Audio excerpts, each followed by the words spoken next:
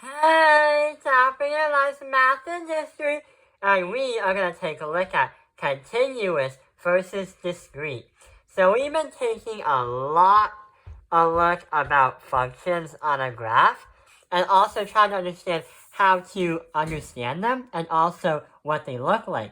But what we're going to do is try to understand what kinds of what they look like graphs can be shown. So there are two types of graphs that can be shown, a continuous one and a discrete one. So let's get started. And yeah, this video is really simple. A continuous graph is a function on a graph where it's unbroken, meaning if you were to draw it, you can draw it without lifting your pencil off the paper. So here is an example of a function that's continuous, just like this one that looks like a U, and this one which has a lot of squiggly lines and also has a lot of bumps.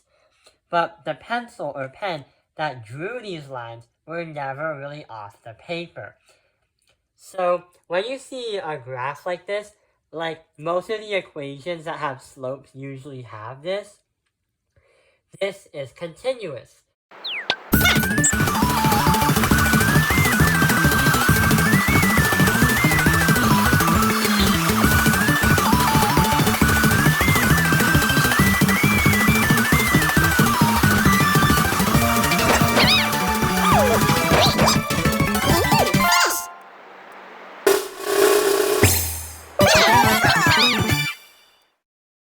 But what about the other one?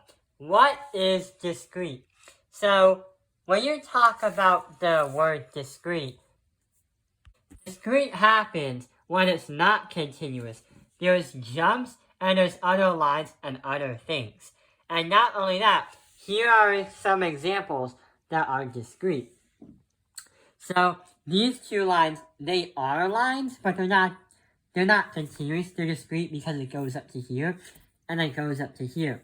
Dotted graphs are definitely not continuous, because you have here, they're all over the place. It's a giant mess, and you're not even connected. And you have to literally get your pen, or your marker, or your pencil off the paper and jump around the graph, as if you're playing Foursquare.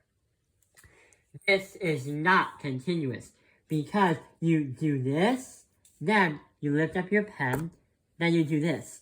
So that is basically a jump. There's other lines or other things.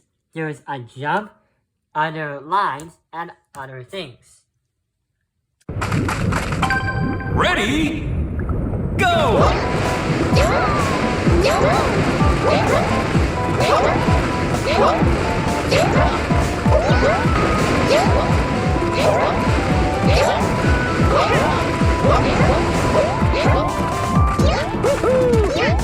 Finish!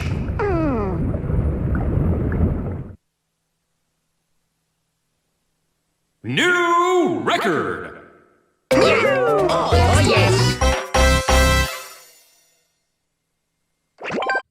So that is a brief example of what continuous versus discrete is. But before we end there, continuous ones usually are used by comprehension by using the interval notation and the set builder notation strategy, a way to understand lines and functions on a graph. For the discrete ones, you would have to find the domain and ranges for all of them, then list them out all by hand. On my notes for school, I had to list all these numbers for the discrete one, and I had to do a set notation one, or a set builder one, for a continuous one. So yeah, I hope this video has helped you understand continuous versus discrete. Thank you for watching Topping Your Life's Math Industry. Like and subscribe.